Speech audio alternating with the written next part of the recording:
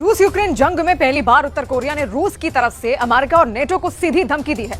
उत्तर Korea ने साफ कहा है कि पश्चिमी देश एक आत्मघाती विनाशकारी जंग की तरफ बढ़ रहे हैं। तो वहीं दूसरी तरफ ज़ेलेंस्की का साफ कहना है कि अगर 20 जनवरी 2025 तक हमारी मदद नहीं हुई तो नाटो बाद में नगाड़े बजाता रह जाएगा और पुतिन यूक्रेन को रौंदते हुए कब्जा कर लेंगे। जीतेंगे पुतिन, नगाड़ा बजाएगा नेटो। रूस यूक्रेन युद्ध में अब वो जंग हो रही है जहां जमीन से ज्यादा राष्ट्रपति पुतिन ने उत्तर कोरिया के supreme leader Kim Jong Un को यूक्रेन जंग में उतारकर बाजी ही पलट दी है। हम आपको दिखाने जा रहे हैं कि कैसे पुतिन के इशारे पर अब उत्तर कोरिया के supreme leader Kim Jong Un ने आत्मघाती हमले यूक्रेन और नेटो पर शुरू करवा दिए हैं। किम की सुसाइड वॉर की चाल से यूक्रेन के साथ साथ अमेरिका और नेटो के भी होश फाख्ता हो गए हैं। हम आपको 3 तस्वीरों के जरिए दिखा रहे हैं कि अब 992 दिन के युद्ध में, या ये कहें कि लगभग 1000 दिन की जंग में, उत्तर कोरिया रूस के साथ मिलकर यूक्रेन और नेटो को कैसे महाभीषण युद्ध में फंसा चुका है।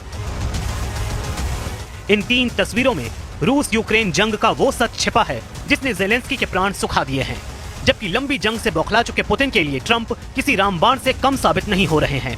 3 तस्वीरों में पहली खबर तो यही है कि नेटो देश हंगरी ने 2 टूक कह दिया है कि जंग में अब यूक्रेन का साथ नहीं देना चाहिए, जबकि दूसरी खबर यह है कि नेटो देश ब्रिटेन के पूर्व प्रधानमंत्री बोरिस जॉनसन ने तो यहां तक कह दिया है कि अगर यूक्रेन की रक्षा के लिए अमेरिका की तरफ से ढिलाई होती है तो फिर नेटो देशों को यूक्रेन की सुरक्षा के लिए वहां रूस के खिलाफ अपने सैनिक तैनात करने होंगे।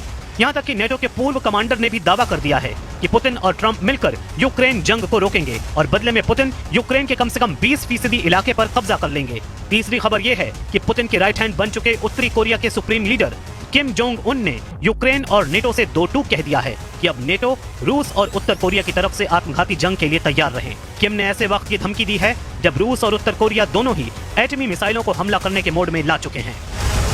उत्तर कोरिया ने अमेरिका और सहयोगियों को चेतावनी दी है कि रूस के साथ संघर्ष आत्मघाती होगा। उत्तर कोरिया ने रूस के लिए जारी समर्थन पर पश्चिमी देशों को कड़ी चेतावनी दी है और 2 टूक कहा है मौजूदा हालातों से रूस के साथ विनाशकारी युद्ध हो सकता है। उत्तर कोरिया के विदेश मंत्रालय ने कहा है कि अमेरिका जानबूझकर नेटो के सैन्य बुनियादी ढांचे को इसमें शामिल कर रहे हैं। उत्तर कोरिया के विदेश मंत्रालय ने धमकी देते हुए कहा कि मॉस्को और प्योंगयांग ने अपनी सैन्य साझेदारी को मजबूत करना जारी रखा है, जिसमें मिसाइलों और दूसरे घातक हथियारों का आदान प्रदान शामिल है। Western partners, the voice of global South and China is not so loud as it has to be now about North Korean contingent on the territory of Russia. I think it's very dangerous. It opens the new page in this. इधर दूसरी तरफ Putin और किम के plan से Zelensky बुरी तरह से घबरा गए हैं। हालात ये हो गए हैं कि ज़ेलेंस्की को लग रहा है कि रूस के जिस कुर्स्क में उसके सैनिकों ने 400 वर्ग मील और 100 रूसी गांवों पर कब्जा किया है, उन इलाकों में अब रूसी सेना उत्तर कोरिया के खूंखार सैनिकों के साथ मिलकर हमला कर देगी और ऐसे हालात में यूक्रेन के सैनिकों के सामने फिर एक रास्ता बचेगा, वो है रूस के कुर्स्क से मैदान छोड़कर भागो। इन्हीं हालातों को देखते हुए नेटो देश चेक गणराज्य के राष्ट्रपति पेट्र पावेल ने जो कहा, उसे सुनकर भी ज़ेलेंस्की के पांव तले जमीन खिसक गई है। राष्ट्रपति पेट्र पावेल ने रूस यूक्रेन जंग पर बोलते हुए कहा कि नवनिर्वाचित राष्ट्रपति डोनाल्ड ट्रंप रूस और यूक्रेन के बीच लंबे समय से चल रहे युद्ध को रोक सकते हैं। साथ ही पेट्र पावेल ने यह भी कह दिया कि ट्रंप की कोशिश नेटो, यूक्रेन और उसके यूरोपीय सहयोगियों को बैकफुट पर ला देगी और नेटो कमजोर हो जाएगा। डोनाल्ड ट्रंप 20 जनवरी 2025 को शपथ लेंगे, लेकिन उससे पहले ट्रंप सरकार पूरी कोशिश कर रही है कि किसी तरह से यूक्रेन को रूस के सीधे हमलों से बचाया जा सके। अमेरिका की बाइडेन सरकार के अलावा ब्रिटेन के पूर्व प्रधानमंत्री बोरिस जॉनसन भी चाहते हैं कि रूस की आक्रामकता को किसी तरह से रोका जाए। रूस यूक्रेन जंग में ट्रंप की जबरदस्त एंट्री होने के बाद ब्रिटेन बुरी तरह से घबरा गया है। ब्रिटेन के पूर्व प्रधानमंत्री बोरिस जॉनसन ने कहा कि अगर नवनिर्वाचित राष्ट्रपति डोनाल्ड ट्रंप यूक्रेन के लिए अमेरिकी फंडिंग या सैन्य सहायता या समर्थन कम कर देते हैं तो ब्रिटेन को यूक्रेन में सेना भेजने की आवश्यकता हो सकती है। ब्रिटिश समाचार आउटलेट जीबी न्यूज को दिए गए इंटरव्यू में पूर्व प्रधानमंत्री बोरिस जॉनसन ने कहा कि यदि ब्रिटेन यूक्रेन का समर्थन करने में विफल रहता है तो ब्रिटेन में हालात बिगड़ जाएंगे, यूरोपीय सुरक्षा के लिए खतरा चरम पर पहुंच सकता है।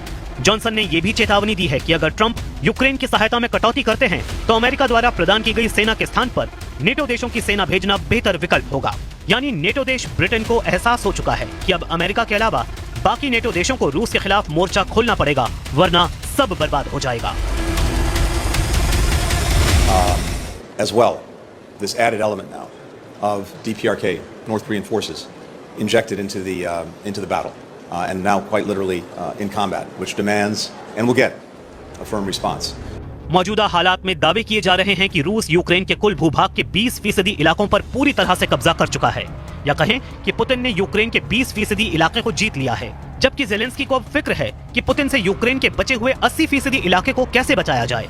जेलेंस्की और नेटो के लिए अमेरिका के नवनिर्वाचित राष्ट्रपति डोनाल्ड ट्रंप इस वक्त किसी यमराज से कम नहीं हैं।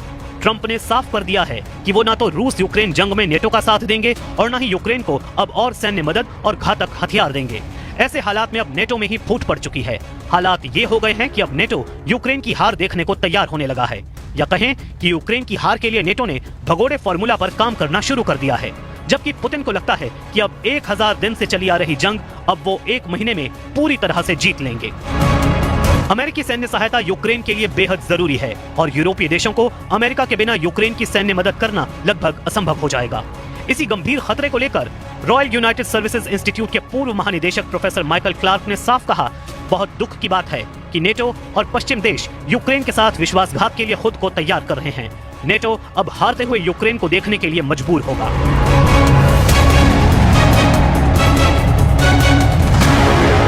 वहीं दूसरी तरफ ये भी खबर है कि उत्तर कोरिया के कम से कम 3 जनरल इस वक्त रूस के पूर्वी इलाके में पहुंच चुके हैं।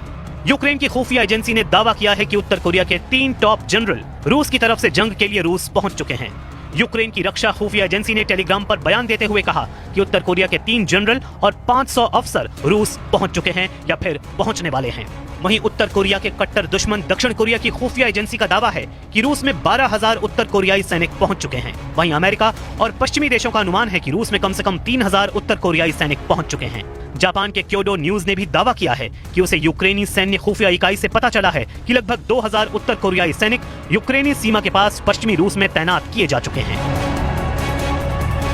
Припинення вогню, коли немає далі гарантій безпеки для України, зрозуміло, в які віримо ми реально, не просто риторичні якісь гарантії безпеки, а ми реально в них віримо, бо вони такі існують. Так ось це припинення вогню, підготовка до продовження окупації України і руйнації нашої незалежності і суверенітету. Ось що таке сьогодні сісфаєр.